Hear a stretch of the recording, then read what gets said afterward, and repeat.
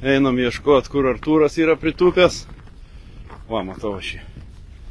Tiesiai jis.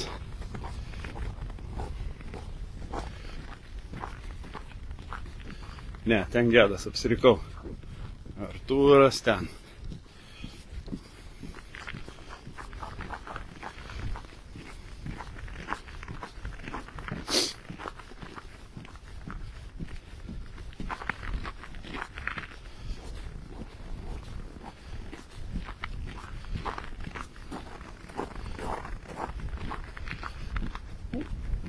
Treneriai stebė akylai visus.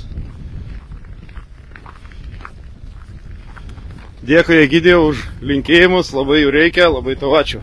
Tau irgi linkėjimai nuo visos rinktinės.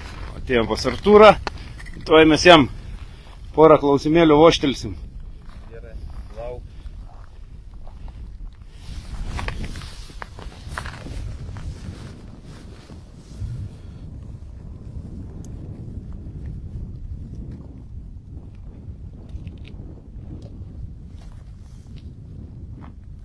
Artūrai, tai pirmas klausimas tau būtų, kiek svarbu poledinėje žūklėje išmanyti žuvų elgseną ir jų migracijos ypatumus? Manau, jau turi būti. Gerai. Jau manau, kad turi būti beveik įprasta. Nu, įgimta gal daugiau. Kažkaip jaučiam tas eketės, visi rinktiniai tokie. Žvėjai, manau, kad matom, kur prisirišt, kur daugiau pagręžt. Nu, va, kaip dabar Vaskoska jau čia. Leonas irgi mano eketėse. Mindė irgi mano eketėse. Gerai jaučiam visi eketės. Dėkui, kitas klausimas būtų, kokia svarbiausia pamokanti pamoka, kurią esi išmokęs per varžybas? Kai su Leonu sektoriui būni, tai daug negręš.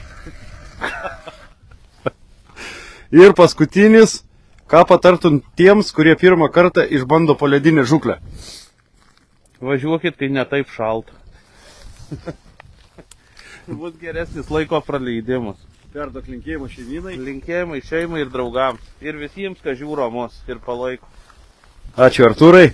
Eikim dabar pas Gedą. Einam, pakamantinėsim Gedą trumpai. Nepetrukdykim Artūrai. Ačiū, Artūrai, tau.